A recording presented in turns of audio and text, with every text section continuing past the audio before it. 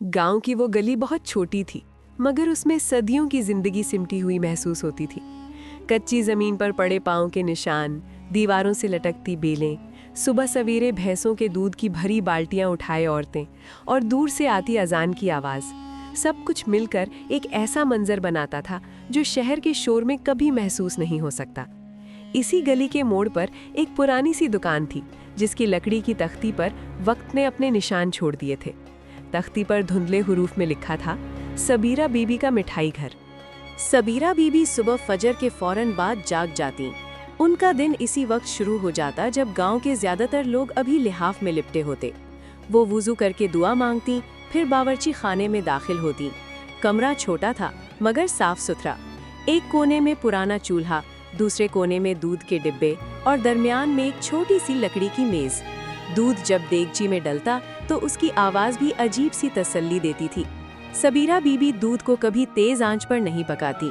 वो कहती थीं कि जल्दी में पकाई गई चीज कभी दिल तक नहीं पहुंचती। गांव की जिंदगी आहिस्ता आहिस्ता चलती थी। यहाँ वक्त को कोई जल्दी नहीं थी। किसान खेतों में जाते तो सूरज के साथ वापस आते।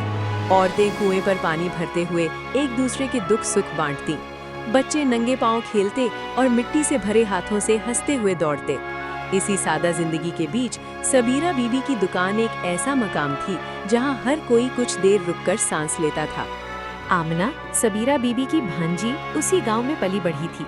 उसकी माँ का इंतकाल बहुत पहले हो चुका था, इसीलिए वो ज्यादातर सबीरा बीबी के पास ही रहती।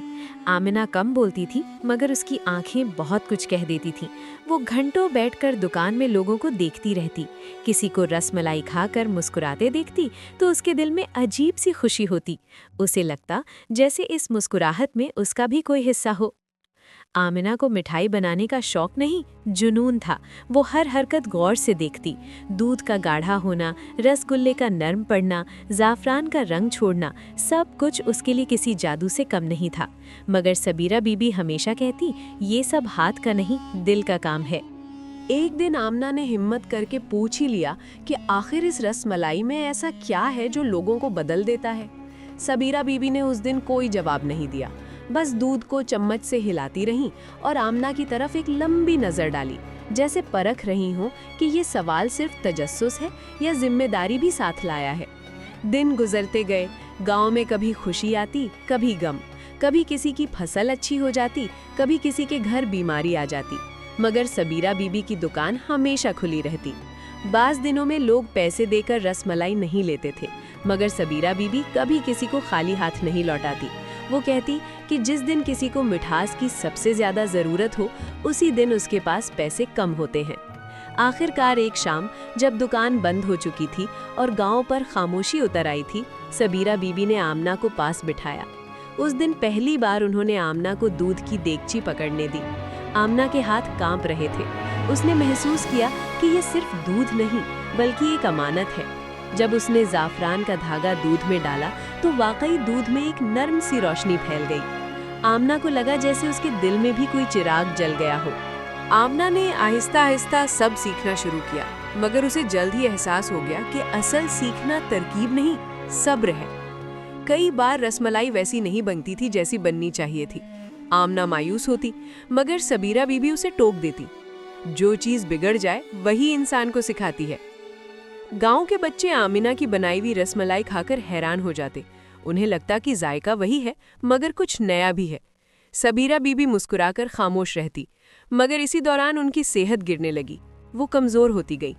एक रात जब आमिना उनके पास बैठी थी, सबीरा बीबी ने वो बात कह दी जो बरसों से उनके सीने में दफन थी। उन्होंने बताया कि ये रसमलाई उन्होंने खुशी में नहीं, गम में बनाना शुरू की थी। अपने बेटे के बिछड़ने के बाद उन्होंने अपने आंसू दूध में नहीं गिरने दिए, बल्कि अपनी मोहब्बत उसमें घोल दी। ये सुनकर आमिना को समझ आया कि लोग क्यों सुकून महसूस करते हैं, क्योंकि ये मिठाई दुख से जन्मी थी, इसलिए दुख को पहचानती थी। सबीरा बीबी के जाने के बाद गांव को लगा जैसे कुछ टूट गया हो, मगर आमिना ने दुकान बंद नहीं होने दी। उसने रसमलाई बनाना जारी रखा, मगर एक फर्क के साथ। अब वो हर प्लेट के साथ 2 बोल मोहब्बत के भी देती।